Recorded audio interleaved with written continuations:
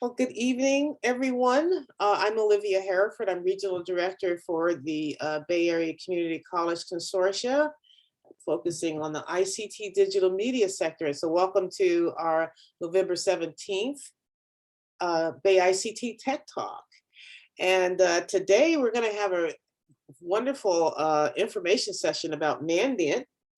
And it's very special because we have with us a former, some of you guys probably already may know Dante, but we have Dante Alabastro, who is a former CCSF student and now a Mandiant information security analyst.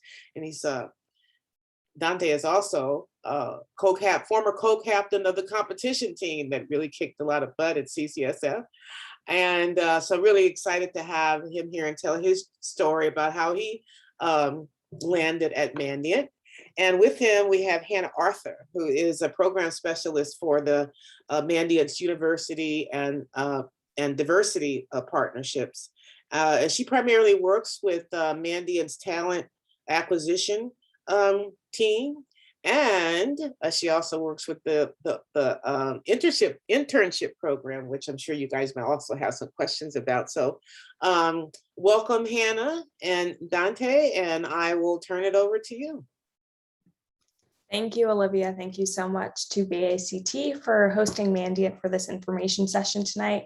Really excited to engage with all of you. So like Olivia said, I work at Mandiant as an associate program specialist for our university and diversity partnerships. So that involves setting up great information sessions and technical talks like we do at different colleges and universities, like this one this evening. And then I also am a member of our Ignite Emerging Talent team, which is the team that oversees our internship and externship program. And so I help with our recruiting efforts for interns, but also some of the great programming that we do with interns when they start over the summer. And I will now turn it over to Dante to introduce himself. Yes, thanks so much for having me. I see a few familiar faces here. Really excited to be back and kind of sharing my experience here with everyone at City College. As mentioned previously, I'm an information security analyst here at Mandiant, but I'm also a current student at City College of San Francisco and the former co-captain for our collegiate hacking team, notably winning the Western Regional of a collegiate penetration testing competition, which kind of got the school's name on the map, and then also gained a lot of interest with FireEye, the previous kind of parent company for Mandiant. So that led to my involvement. We can kind of talk about that a little bit later if anyone has any questions on that route. But just as a basis, I started studying computer science at City College, kind of fell in love with information security, and then really ended up taking just about every class, I think every class that Sandbound had to offer, and unknowingly ended up with an associate's degree in information security, just by chance of ended up taking so many of those classes. But I'm continuing on to try to gain an associate's in computer science, ideally to transfer out to a four-year university as well. But yeah, just really excited to kind of share my path and try to give any recommendations or advice that you all might have, or I think would be helpful regarding kind of that transition between being a student and working into a professional field of your choice, ideally information security. But yeah, just happy to be here. Thank you, Dante. So Mandiant, we are a cybersecurity company, and I think what really reflects who we are as a company and our values, it's in our mission statement. And we are making sure that we are relentlessly protecting security conscious organizations and critical infrastructure with innovative technology and expertise gained on the front lines of cyber attacks. But a little bit more about us background wise. So we have been around since 2004. We were acquired in 2014 by FireEye, if that name sounds familiar to any of you. And then this past October, we recently went through a divestiture where we sold off the FireEye division of the company. And we're really now focusing on our services and our software that we do provide to clients, while FireEye is really sticking to that hardware products. So since 2004, we have been a trusted partner to security conscious organizations. At Mandiant, we know that effective security is based on the right combination of expertise, intelligent, adaptive technology, and the Mandiant Advantage SaaS platform scales decade of frontline experience in industry-leading threat intelligence to deliver a range of dynamic cyber defense solutions. Our approach helps organizations develop more effective and efficient cybersecurity programs, and it instills confidence in their readiness to defend against and respond to cyber threats, which is something that is really relevant in our role today. So like I said, this recent divestiture from FireEye reflects Mandiant's concerted effort to focus on services and our high-end technical intelligence for clients. With our products agnostic services, it allows us to delve deeper into the services that we provide across a wider range of clientele. And to do that, we have different departments here at Mandiant that assist us in this mission. So I will run you through those. First, we have consulting, and our consulting services helps ensure the long-term success of our clients by making sure we provide them talented, passionate, and specialized security expertise. Our consultants, they partner with clients to evaluate, create, develop, improve, and mature their information security operations and programs. We do this by utilizing industry standards and combining experience and knowledge that we gain internally from different teams like incident response, intelligence, and managed defense practices here at Mandiant. And through this, we are able to develop leading information security programs for our clients. So consultant is a really broad term that you'll see a lot at Mandiant, and it covers a lot of different things, but our consultants will specialize in different services. So we have consultants who focus on like incident response, risk management, cyber defense transformation, industrial control systems, ICS, and operational technology, OT, cybersecurity due diligence, ransomware, targeted attack testing, identity first security, and cloud architecture. So that's a lot that I just threw at all of you, but basically we have consultants who, sometimes they will get called in specifically to do a threat assessment for a company, or consultants who will be contacted after a breach and to determine the extent of the security exposure for a client. Next, we have managed defense, and this is the team that helps protect and defend businesses by utilizing the knowledge and skills of our experts. Our managed detection and response, MDR, services, it defends businesses across their endpoint, network, cloud, email, and operational technology to make sure we're surfacing impactful events and leveraging proven response tactics. We support a wide array of products and vendors through our managed defense department. Then we have threat intelligence, and this is our proactive and forward-looking means of qualifying threats poised to disrupt businesses based on the intent, tools, and tactics of the attacker. Our high-fidelity comprehensive intelligence delivers visibility beyond just the typical attack lifecycle. So we're adding context for our clients and priority to global threats before, during, and after an attack. And we have different departments specifically within threat intelligence that focus on different areas. So we have financial crime, and they are in charge of identifying, tracking, and reporting on financially motivated threat actors. So like Fin6, Fin9, that falls under financial crimes umbrella. And this work helps support our corporate and government intelligence clients and other divisions of the company as well. Then we have advanced analysis, which tracks threat actors, conducts threat clustering, and works towards attribution for government-sponsored activity. And then we also have cyber espionage, and they are responsible for identifying, tracking, and reporting on government-sponsored cyber espionage through APTs. And they do this on a global basis as well. And so this work supports our corporate, but also our government intelligence clients. Lastly, we have products and engineering, and then we have within products engineering, different departments that fall under this large umbrella. So we have our research and development team that's under products and engineering. We have Mandiant Advantage Labs, which is the applied research team, and that brings together individuals who have really good, strong programming skills, but also a passion for that R&D.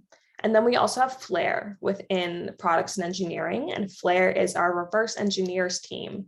And so they see malware in different forms and shapes, and a big part of their workflow is in analyzing malware is automatically extracting features and behaviors and using sandboxes and other analysis tools.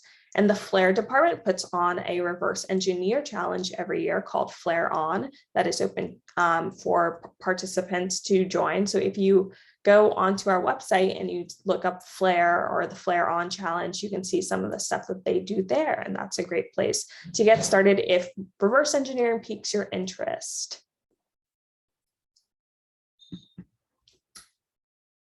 And we have our Ignite Emerging Talent program. And so this, like I said, is what encompasses our internships and externships at Mandiant. So we are accepting applications for our summer 22 internships now.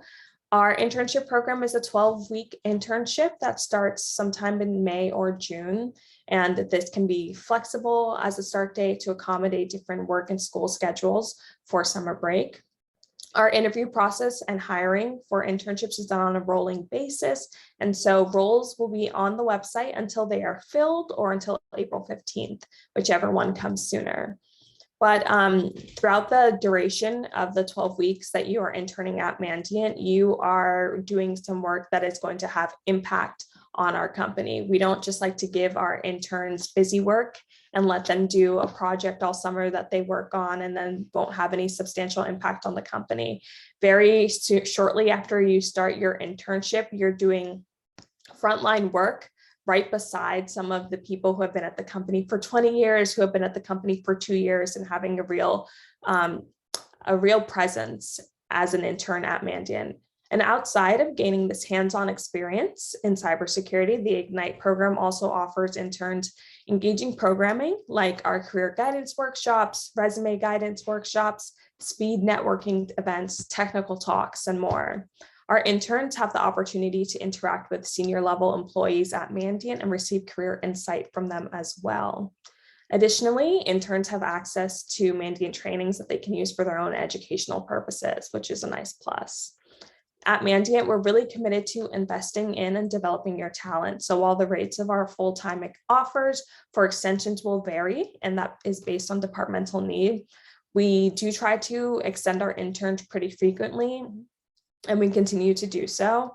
Additionally, if there is no immediate opening on a team that you may have worked on over the summer, something that we have done before and continue to do is, all right, seeing what is another team that you might be a good fit for, and do they have an opening? If they do, we'll try and get something to work that way. Finally, our interns are extended full-time offers early on. So typically we try to convert interns and have full-time offers signed by September 1st.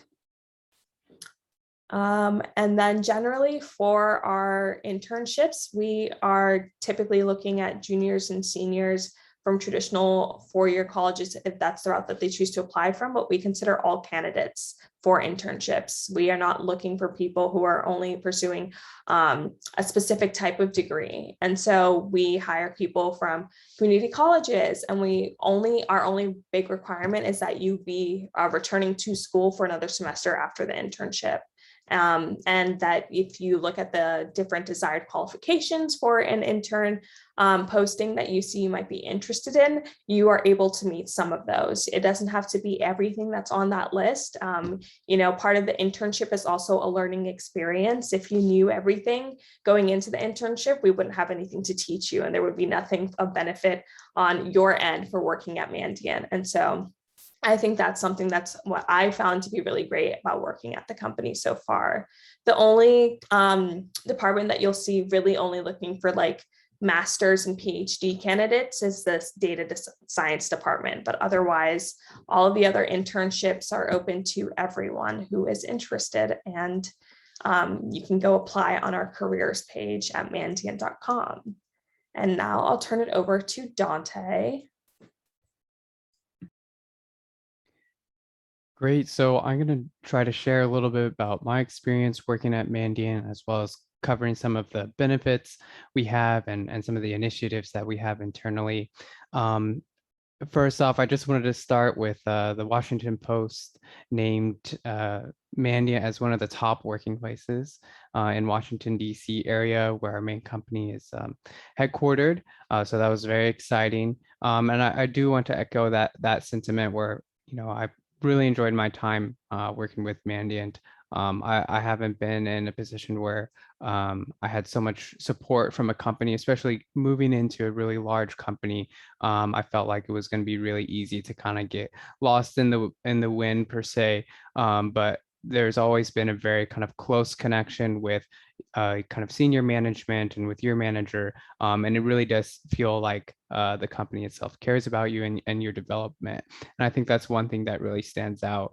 Just keep in mind that some of this might not be relevant to all roles or to internship positions, as I'm currently a full-time employee, but I just wanted to point out some of the ways that Mandiant kind of supports students, notably with kind of tuition reimbursement, which is extremely helpful. Also very flexible in regards to time. As full-time employees, we have a unlimited time off, and that can really help, if you have midterms that are coming up or finals that are coming up, or just need some time to recoup and reschedule. At least my manager has been very lenient on making sure that I have time to achieve what my personal goals are. Then they've also always been there to kind of back me behind that, and I've seen that echoed across many different departments as well.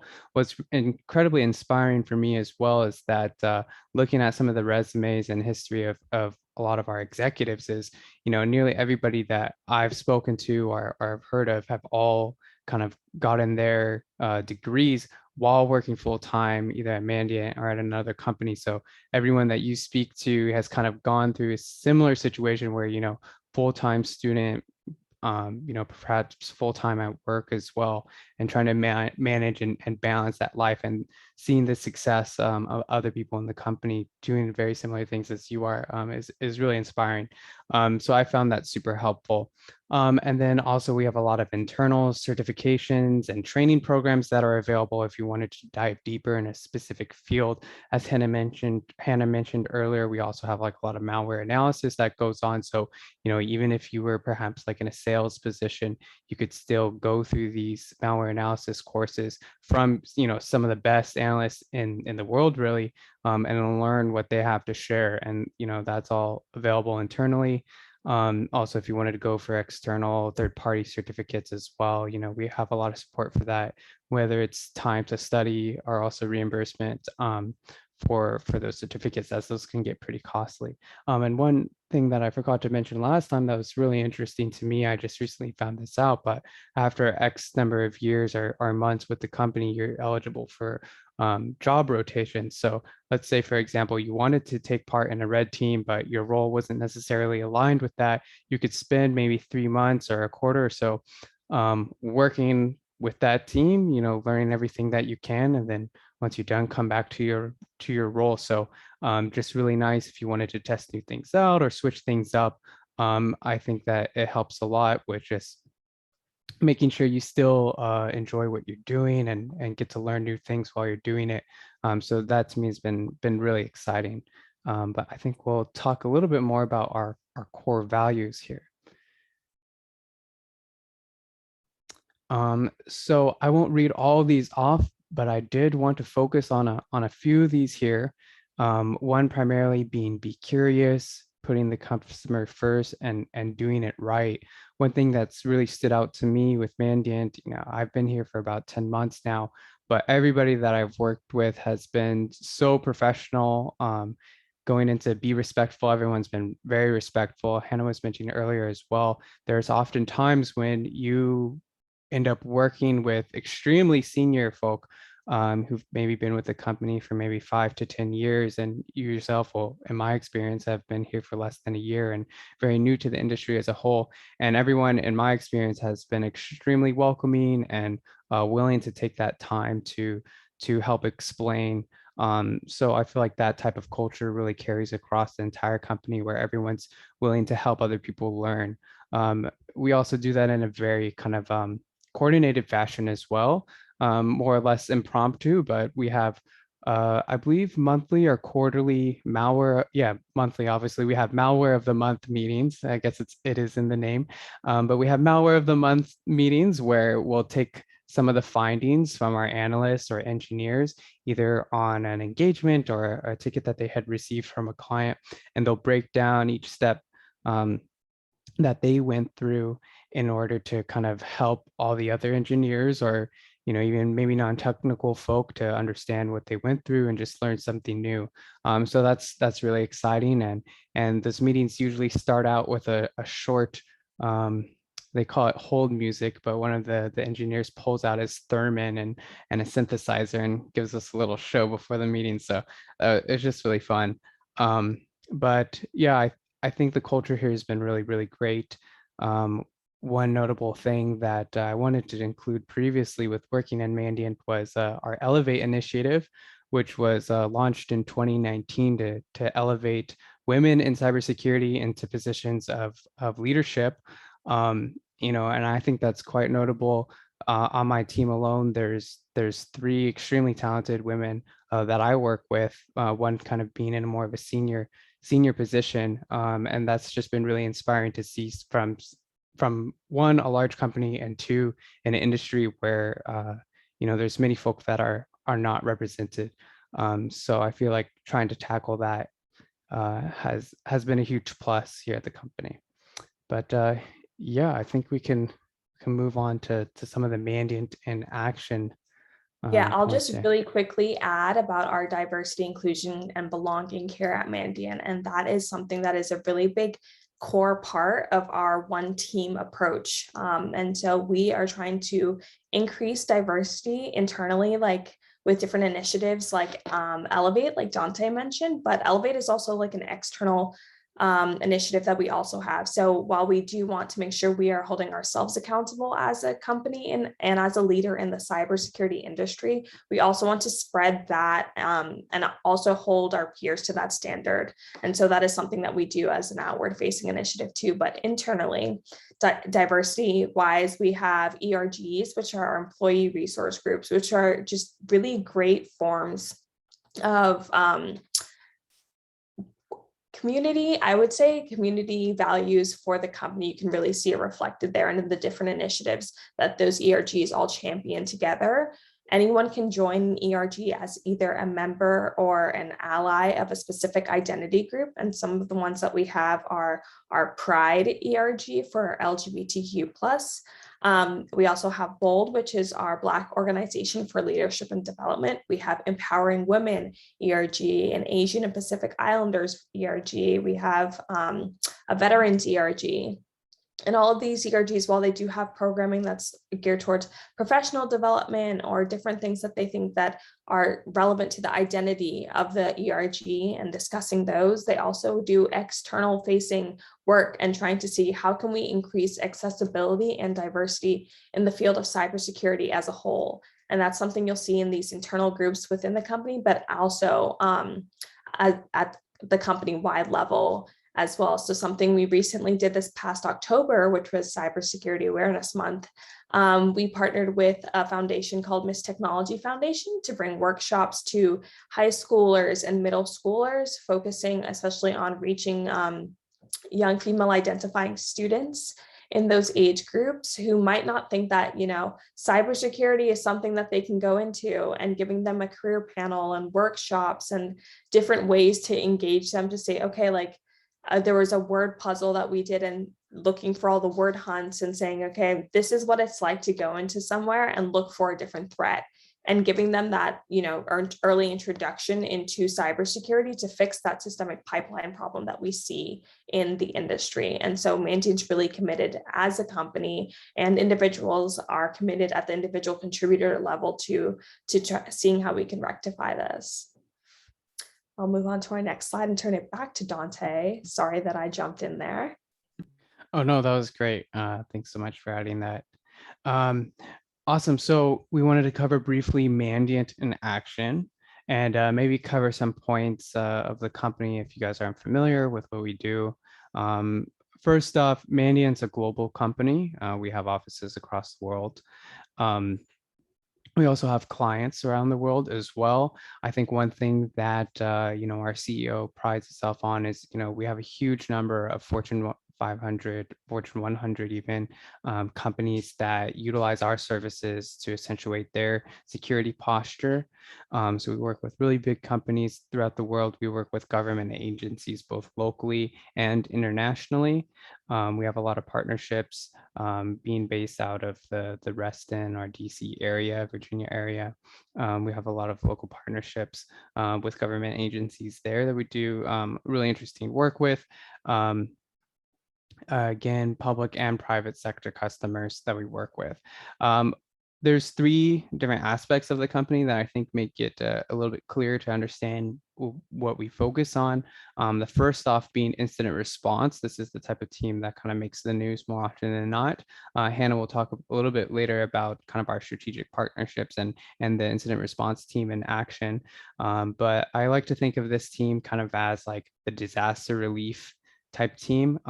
Previously, before COVID restrictions, this team would actually fly out to companies with their laptop, kind of sit down and work with these clients for, perhaps like a few weeks or even a month, just to get things back online. If you're unfamiliar with kind of emergency we're referring to, is typically ransomware. This team would get called into ransomware responses and kind of work on cleaning things up and getting things back up, and notably collecting intelligence on the process of the incident, which we build into kind of our threat intelligence suite as well. Next is managed defense. So this would be for existing clients. They would utilize our endpoint agent to send alerts back into their SOC, and then our SOC analysts would kind of take the collective information of all of our clients and everything that we've gained from the past number of years of experience to provide additional insight into those alerts and kind of cover for SOCs that may not necessarily have the capability of going 24/7. So as a business owner, you'd be able to utilize kind of the Mandiant threat analysts or information security analysts to be able to ingest some of the logs that you're receiving.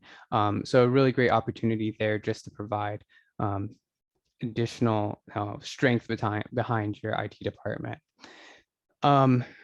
Great. And then the last being, which is, in my opinion, extremely interesting aspect of the company, is our threat intelligence department. And, these folks spend a lot of time doing research, tracking threat actors across the world, tracking a lot of patterns. And what they'll do is end up kind of piecing all these actions together into, advanced persistent threat groups or different groups that we would attribute to perhaps, organized crime or to a certain country or a certain military department. And then that way we can provide that to our customers in a sense that once they receive an attempted, logon alert from unknown IP address, we'd provide additional context to that IP address that attributes it to a very specific threat actor group. So that's it's a lot of fun talking to the people who work in that area. It definitely feels like a lot of I don't know, James Bond spy type work. But it's really great. And we do offer a lot of public intelligence as well, but then also reports that are provided to our clients. So you can see some of the reports there either in the news or on our website as well. But yeah, I think that covers the major aspects of our company: incident response, managed defense, and threat intelligence as well. Thanks, Dante. So going into some of those incident response, disaster relief that Dante talked about, incidents that we have done, here are some highlights of some clients and strategic partnerships we have here at Mandiant. So Colonial Pipeline is the first one that we'll cover, and this was when we responded to and investigated the security breach and ransomware attack that was launched against Colonial Pipeline in May. And following the attack, our Senior Vice President and CTO, Charles Carmichael, provided insight into the attack and the state of cybersecurity vulnerabilities in the United States at a congressional hearing. Next, we have the Neiman Marcus Group incident that we responded to. And this was in May of last year, where they were victims of a cyber attack that affected approximately 3.1 million payment accounts. Mandiant was hired here to investigate this attack. And next we have the Alpine partnership. This is one of my favorites. This past summer, they announced that Mandiant is going to be a strategic partner for the Alpine F1 team. And we support them by providing data protection across their Formula One racing operations. And a fun fact here is at the Hungarian Grand Prix, the first time our logo was ever on their vehicle, they took home the first place victory. So I don't know, I like to think we're a good luck charm. And in October, we extended our strategic partnerships into their esports teams as well. So our expertise in combating cyber threats and enhancing planning and risk management will support their esports team as they compete in the F1 Esports Series Pro Championship. And then we have our most recent really big public incident, which was the Robinhood attack. And this just occurred about maybe like 8 days ago that Robinhood disclosed this to the public. The investing app, Robinhood, revealed that they had suffered a security breach where hackers accessed the personal information for approximately 7 million users of the app. And the hackers demanded a ransom payment in order to have this released. So Mandiant was hired to investigate this security breach, and this is an ongoing investigation. So this is some ongoing disaster relief that we have going on. But like Dante mentioned, we are committed to providing our industry-leading intelligence and services to our clients. We also recognize that cybersecurity is a global issue that affects everyone. As a result, we try to share the knowledge and insights we gain from our work to create a more informed and protected public. And this is done in our M-Trends report and Eye on Security podcast are just two of the ways that we accomplish this. So for the past 12 years now, we have released our M-Trends report. M-Trends brings together the best of cybersecurity expertise and threat intelligence with statistics and insights gleaned from the most recent frontline Mandiant investigations around the globe. The most recent iteration of our M-Trends outlines critical details on trending attacker techniques and malware, the proliferation of multifaceted extortion and ransomware, and preparing for expected UNC 2452/Sunburst copycat threat actors, and that is the group that was behind the SolarWinds attack, and then growing insider threats plus pandemic and industry targeting trends. So just a sneak peek into some of the things that we talk about in our industry targeting trends. We observed this year in our report that the top 5 most targeted industries in order are: first, business and the professional services; second, retail and hospitality; third, financial; fourth, healthcare; and then finally, high technology. And we saw that retail and hospitality and healthcare both rose significantly as targeted industries over the past year. So healthcare, which came in at number 8 in 2020, was now 3rd in 2021. And then retail and hospitality, which in our 2020 report was 11th, came 2nd this year. And this year's report, we also found that 24% of the intrusions analyzed involved beacon usage.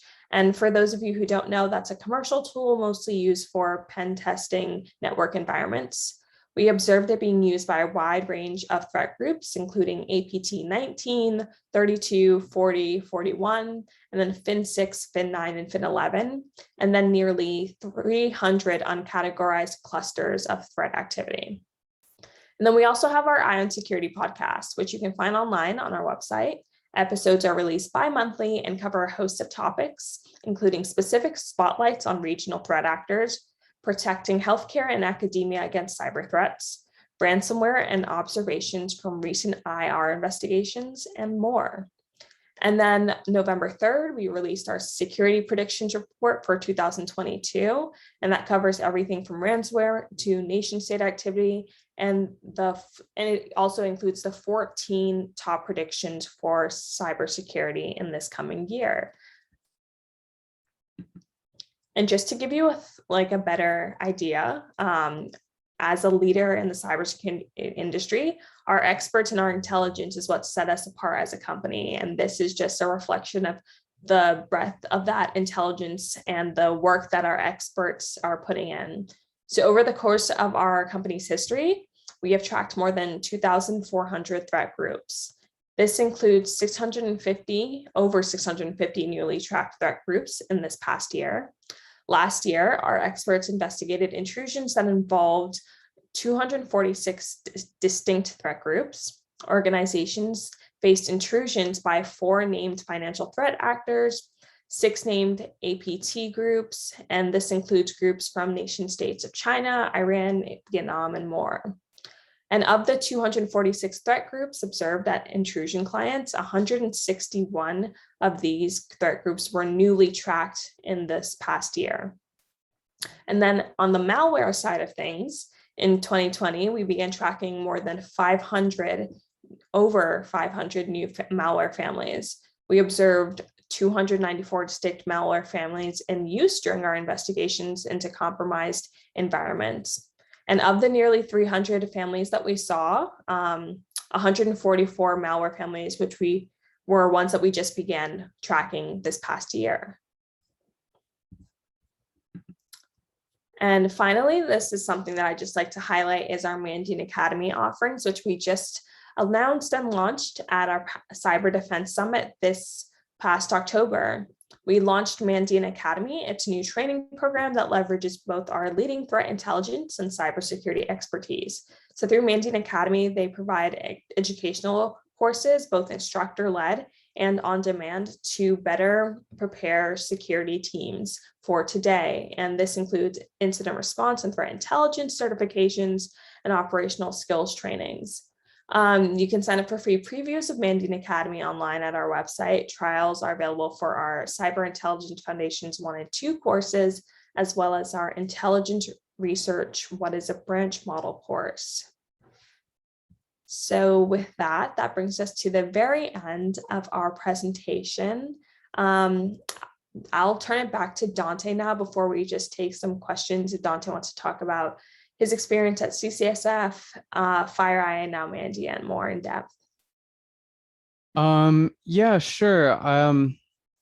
I guess I can start just through the whole background story to get a better understanding of my path. And I do see a few questions here, and we'll try to get those answers as soon as possible. But just as a backstory, in case it relates to any of you who are kind of thinking about getting into information security or might be a little intimidated. I personally did not have kind of a very strong IT background, computer science background to begin with. I actually came from a creative arts background. I came to CCSF in 2017. So, I have been taking courses here for a few number of years now, a little bit longer than the 2 expected years. So, you kind of had to go at your own pace. I was working full time throughout and applying for jobs within the information technology realm. And then, of course, studying for information security, cybersecurity throughout. I do remember kind of coming to City College and seeing that there was an option for a network security course. And our very first day, the teacher, Alan Bernstein, poured a whole table full of locks and padlocks and door locks and handcuffs out on the table. And we spent about 2 hours just learning how to pick locks on our first day. And that's kind of when I knew I was like, all right, I definitely have to work in this field. This is awesome. And I was hooked ever since. Like I mentioned earlier, I took just about every class that Sam had to offer. Sam's here in the meeting right now. So thanks a lot to Sam. I learned everything from him. And then started participating in the collegiate hacking competition team. I started out, I was extremely green. I never really done anything along those lines before. The team helped me like set up my account for Hack the Box and get connected for the first time. And I just spent so many hours with everyone practicing either for competitions or just for fun after school. And, kind of fast forward, ended up winning really key competition just last year. Kind of got the intention of the previous chief security or I believe they were the information security officer at Mandiant. I can't recall correctly right now, but got attention of them, and then kind of fast tracked to a position in Mandiant. So that was extremely exciting, kind of, dream come true, best case scenario from getting involved in that environment here at the school. The downside being I can't currently participate given that Mandiant was a sponsor, but put that aside, I'm still really happy with how things turned out, obviously. But I think one of the key takeaways really is just take that time to do the extracurriculars. Take that time to show your own initiative, and take that time to really explore what you want to do within the field as well, because it is really broad. Someone asked this last time as well. It's like, you know, what if I'm not comfortable with X, or what if I'm not comfortable with Y?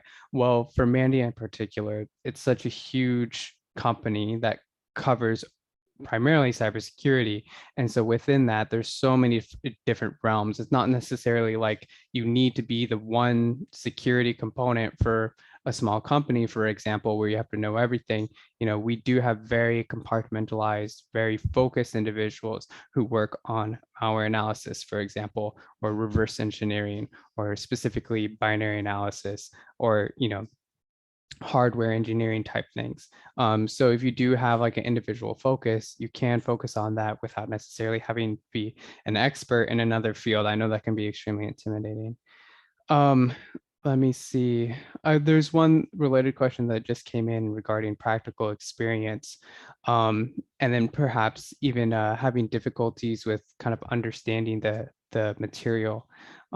One thing that really stood out to me, and this can get repeated many times from many different people, but information security really begins with a baseline of fundamental networking and just core IT knowledge. Because really what you're looking for the most part in information security is misconfigurations. It's really sad, but more often than not, it's a misconfiguration or a failure to patch something. And that type of understanding is really fundamental. And you can learn a lot about how an environment is supposed to look like by taking courses in network network architecture, or just spending a lot of time setting up your own home labs and trying to follow some of the NIST standards on how like an exchange server is supposed to be set up, or how a domain controller is supposed to be set up. It can be really, really kind of boring stuff, but then once you see it in the environment and say, oh, I spent 3 hours studying why this port should be closed, and I see it open here, that's a finding, or that's a vulnerability, or that's something that should be reported or remediated. So I would say, like, if you're having a difficulty, getting some of the concepts that are covered in information security, it might be worthwhile looking back and looking at some of like what it's trying to protect, for example, or what it's building off of. That being said, some of that stuff could be really boring. And so I would say stick with the information security side, because it is really exciting. And you can still learn a lot of stuff that way. But realistically, it's all building off of core kind of IT fundamentals. And it's really important to know those.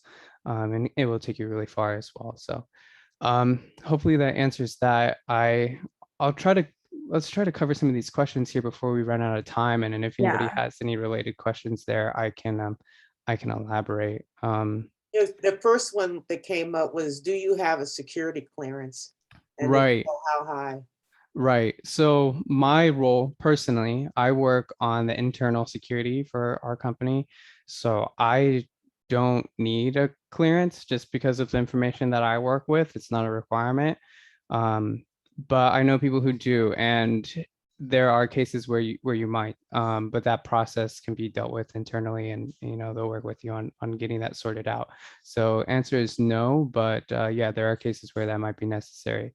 There's another question here. I guess I should cover Sam's really quickly. He was asking for the exact URL to apply, and Olivia kindly posted here the Smart Recruiters URL is the best way to go. That's kind of where all of our updated information is. So if you wanted to apply, Even for more than just internships, go to the smartrecruiter.com/Mandiant, and Yeah, you'll see all I of the just did listings there. I just did a search on that site and it came Yeah. up with the interns, and there are an awful lot of them, Dante and Hannah. I guess I would, the next question might go to you. Mhm. They seem to be all over the country. Are they remote, in person, or hybrid?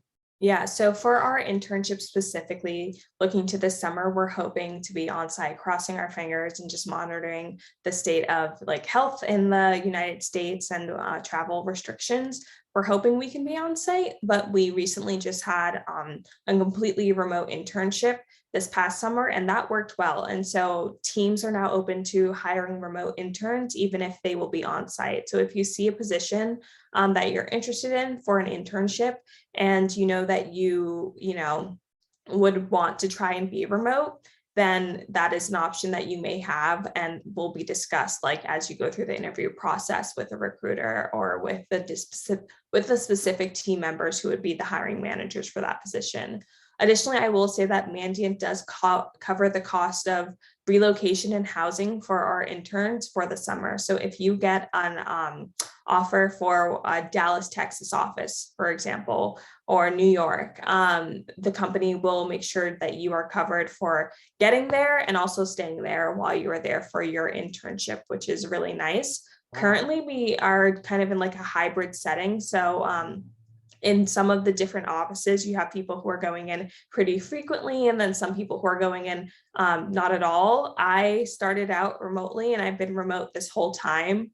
And I'm looking forward to going back to the office, but we also do have some positions and some teams that are remote all of the time. So there's like a different cup of tea for everybody. Anything that you would like to find that's just the right fit for you. There's different ways that we do go about approaching work for work from home for people. So our reverse engineer team, Flare, for example, that's a team that you see almost everyone is remote from, and they work out of all different parts of the country and coordinate still. So there's different options for working remotely, in person, but right now we are in a hybrid phase, trying to phase back everyone who wants to go into the office. And I know that some people have been like remote recently and aren't required to be in the office, but they're like, okay, I really like my office set up more. I have the monitors that I like in the right way, or I like being in a place where I'm not going to get distracted and can request to go into the office. And that's also something that the company has been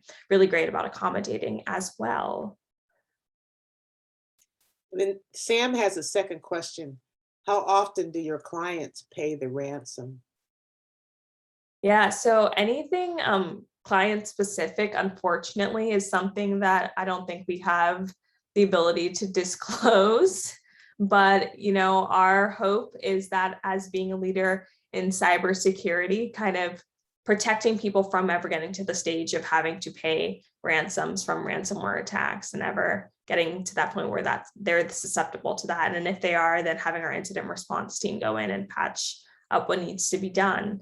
I will just say for the Smart Recruiters website, searching internships is good and using that link, but also some departments have theirs titled under interns and it won't come up if you search internships. So what I will do after this call, probably tomorrow morning, is send an email to Olivia with a list that is consolidated all of our internship postings for the different offices, as well as our entry-level roles that we're hiring for the 2022 season. That's perfect, because we just added, it's in beta now. There is a student resources page on the bayict.org site, and that's where we're going to be posting internship opportunities, entry-level job opportunities. So this is perfect. We'll get that. You share that with me, Hannah, and we'll get that on our website and then let all of our faculty and students know. Mind your business. You have your hand up. You want to unmute yourself and ask a question?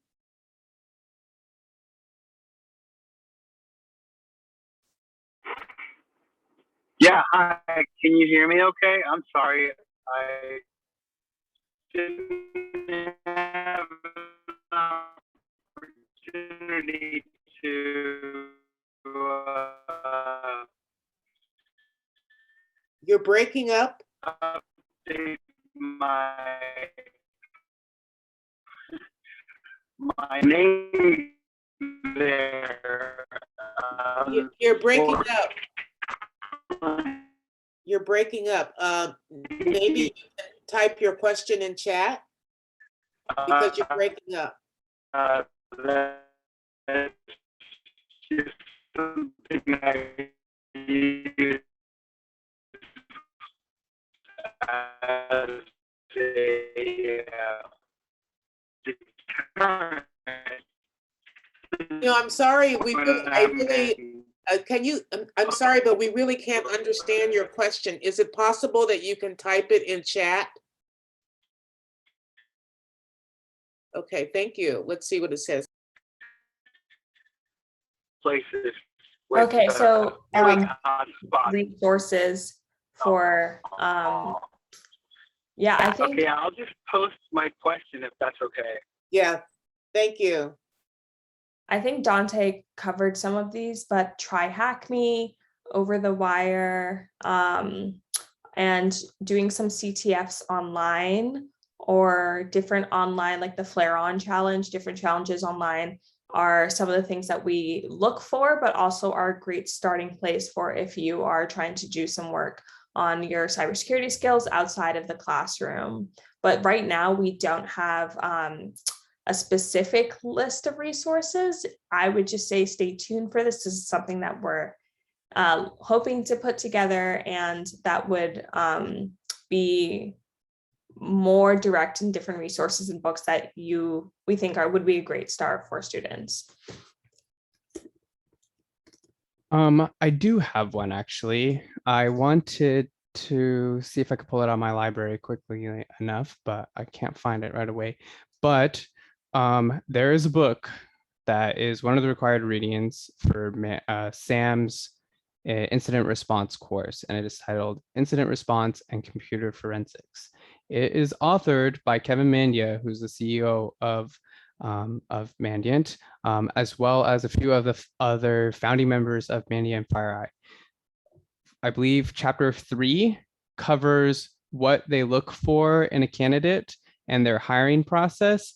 And I used it as a guide during my interview process. So there's not many companies that I can think of that literally have a textbook on what they look for in a candidate, and how they go about finding them, and exactly how they expect them to, go through their incident response process. But Mandiant is one of them, and Sam teaches all about it. So highly recommend to pick up Incident Response and Computer Forensics, 3rd edition by Kevin Mandia. So yes, highly recommend that one.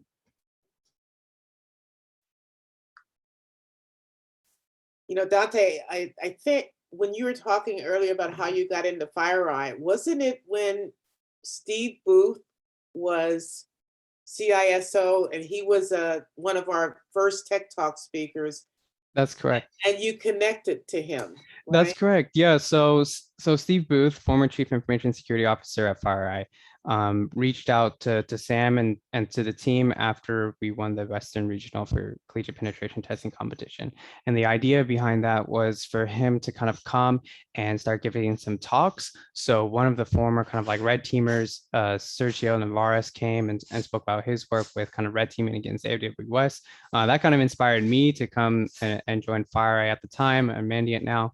And so that was really exciting. He also had kind of asked about the team coming and speaking to his class at UC Berkeley, as he was kind of going for, I believe, his master's there in information security.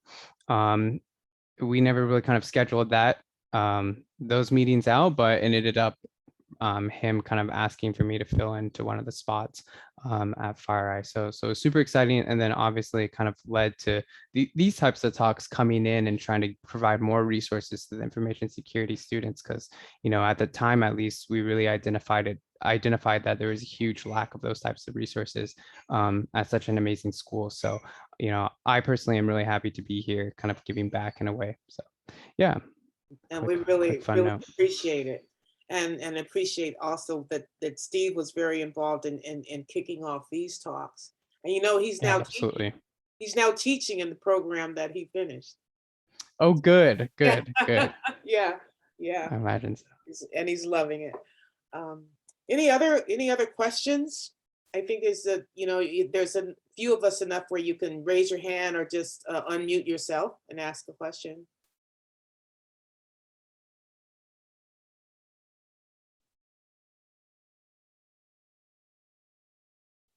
Well, if not, I want to say this has been an incredible, informative, with lots of possibilities here. I really appreciate the information about the internship program. We'll get that out there for everybody to check that out. And this is the time too, because companies that are looking at hiring interns, this is when they're doing it. So we'll get that information and get that out to you, and you get started, apply. And remember, a key point I heard Hannah say is when you look at the requirements and the qualifications, if you see that you only have part of them, that shouldn't stop you, because you're there to learn. A lot of students will look at that and say, oh, well, I don't think I qualify. Don't let that stop you. Apply. Yeah, I definitely want to second that. And I think Hannah mentioned this in our previous talk as well, is where a lot of these requirements are kind of just a guideline, for example. And more often than not, the fine print really is, we are looking for maybe 2 or 3 out of these qualities. And I know I'm kind of guilty of this. We're looking at them and saying, oh my gosh, I don't fit all these boxes. But this is kind of like, typically this is our wish list, and this is what we want to see. But then also primarily, are you going to be able to succeed and achieve, what we're asking for in this role?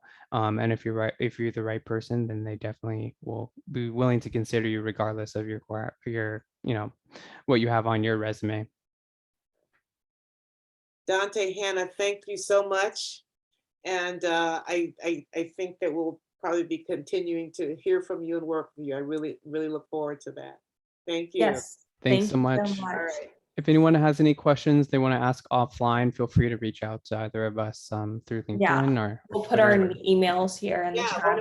you want to do Mhm. that now before I cut it Yeah. off? That would be Sure great. thing.